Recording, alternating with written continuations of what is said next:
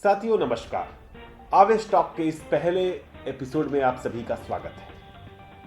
आज हम बात करेंगे देश के रक्षा मंत्री राजनाथ सिंह के उस बयान की जिसमें वो कहते हैं कि सावरकर ने अंग्रेजों से माफी इसलिए मांगी थी क्योंकि महात्मा गांधी ने उन्हें ऐसा करने को कहा था।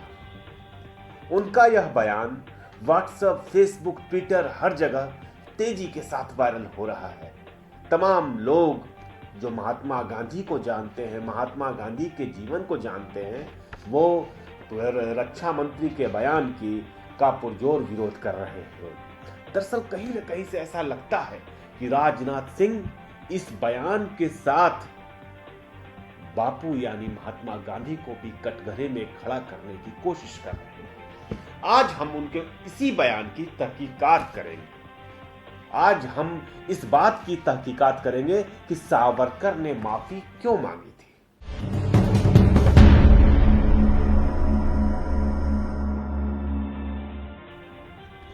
तो साथियों, आपको बता दूं कि सावरकर ने तत्कालीन वायसराय लीली थियांगो के साथ एक लिखित समझौता किया था, जिसमें उन्होंने कहा था कि हम अंग्रेजों की तरह ही महात्मा गांधी, कांग्रेस और मुसलमानों का विरोध करते रहेंगे। एक बड़ी बात आती है तारीखों को लेकर के कि जिस वक्त सावरकर पहली बार जेल गए अंडमान, वह तारीख थी 11 जुलाई 1911, जिस वक्त महात्मा गांधी साउथ अफ्रीका, दक्षिण अफ्रीका में थे।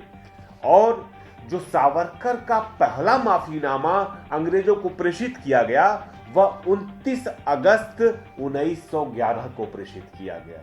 मतलब कि अंडमान जेल भेजे जाने के महज 1.5 महीने के बाद। जहां तक राष्ट्रपिता महात्मा गांधी का सवाल है, यह बात आप सब जानते भी होंगे और इस बात को पुनः स्मृत कर लेना चाहिए कि 1893 से लेकर के 1914 तक महात्मा गांधी दक्षिण अफ्रीका में रहे और वहां पे सत्याग्रह करते रहे नागरिक अधिकारों के लिए। उसके बाद 1915 में महात्मा गांधी लौटे। इसका मतलब यह है कि 1911 में जब सावरकर जेल में अंडमान गए, महात्मा गांधी तो दक्षिण अफ्रीका था। महात्मा गांधी कहां से उनसे कहेंगे कि माफी मांगी। और ऐसा नहीं है कि महात्मा गांधी की और सावरकर की मुलाकात आपस में नहीं हुई, मुलाकात हुई थी। तमाम लोग कह रहे हैं कि 1909 में मुलाकात हुई थी। मुझे जहां तक जानकारी है कि 1906 में ही मुलाकात हो चुकी थी। मतलब सावरकर की गिरफ्तारी, अंडमान भेजे जाने से 6 साल पहले एक बार मुलाकात हुई थी, जब बापू लंदन गए हुए थे। वहां उन्होंने सावरकर का नाम सुना था। तो हुआ क्या कि जो नीलांजन मुखोपाध्याय की एक किताब है, बहुत बहुचर्चित किताब है, the RSS icons of the Indian right, उसमें नीलांजन लिखते हैं कि जिस वक्त महात्मा गांधी केवल मोहनदास करमचंद गांधी थे, तो वो दक्षिण अफ्रीका में ही लगातार नागरिक अधिकारों के लिए संघर्ष कर रहे थे। जब वो लंदन पहुंचे तो उनको सावरकर का पता चला कि सावरकर भी लड़ाई लड़ रहे हैं, तो वो सावरकर से मिलने गए। ये 1906 की बात है। तो वो लिखते हैं नीलांजन कि जब इंडिया हाउस के उनके कमरे में पहुंचे महात्मा गांधी, तो सावरकर वहां पर झींगा तल रहे थे, यानी कि मछली तल रहे थे। और महात्मा गांधी से उन्होंने कहा कि आप भी झींगा खाइए, तो महात्मा गांधी ने साफ इनकार कर दिया कि मैं मांस मदिरा नहीं खाता हूं। तो सावरकर ने उनसे कहा कि आप बिना मांस मदिरा खाए अंग्रेजों से कैसे लड़ सकते हैं। तो ये बात संभवतः बापू जैसे व्यक्ति को अच्छी न लगी हो। तो सत्याग्रह के लिए जो वो सहयोग मांगना चाहते थे सावरकर से, बिना मांगे महात्मा गांधी लौट आए। सत्याग्रह के लिए सहयोग मांगने गए थे सावरकर से कि आप अपना वैचारिक सहयोग दीजिए, लेकिन महात्मा गांधी ने नहीं मांगा। ये नीलांजन मुखोपाध्याय अपनी किताब में कहते हैं। सावरकर के बारे में कुछ महत्वपूर्ण तथ्य ये हैं उनके जेल जाने और फिर उनकी रिहाई को लेकर के। दरअसल सावरकर अपने ऊपर दया करने की जो गुजारिश उन्होंने अंग्रेजों से की थी, उसमें वह बार बार कहते थे कि मुझे किसी और जेल में भेज दिया जाए, मुझे अंडमान से निकाल दिया जाए, और इसके बदले में वह अंग्रेजों के साथ किसी भी हैसियत से काम करने के लिए तैयार थे। माने उन्होंने अंग्रेजों से यहाँ तक कहा था कि आप जो कहेंगे हम वो करेंगे, लेकिन हमें अंडमान जेल से किसी और जेल में भेज दिया जाए। आप सबको पता होगा कि एक माने रिहाई के बाद उनको लंबे समय तक अंग्रेज पेंशन दिया करते थे। 60 रुपए महीने की पेंशन सावरकर को मिला करती थी।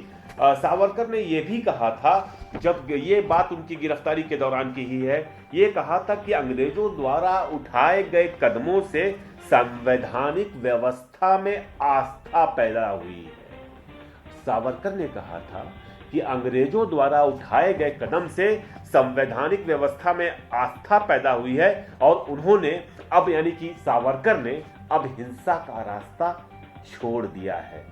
शायद इसी का परिणाम था कि जब वो सावरकर सजा काट रहे थे तो 30 और 31 मई 1919 को उनको अपनी पत्नी और अपने छोटे भाई से मिलने की इजाजत दे दी गई, यानी उनके माफी के बाद।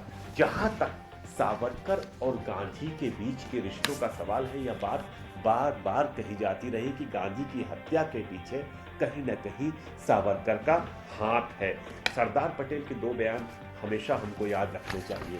सरदार पटेल ने कहा था कि गांधी हत्या का काम हिंदू महासभा के एक कट्टर धड़े का है, जो सीधे सावरकर के नेतृत्व में काम कर रहा था। उसी में वह साजिश रची गई, मगर गांधी की हत्या का स्वागत किया संघ और महासभा ने। ये लोग गांधी की विचारधारा, उनकी सोच के सख्त खिलाफ थे।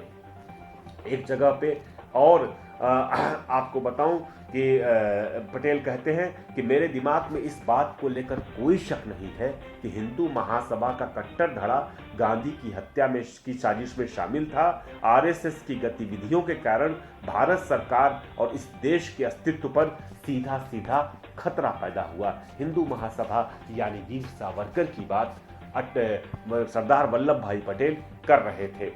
आपको बता दूं कि एक किताब है आरसी मजूमदार की पीपल सेटलमेंट इन द अंडमान्स।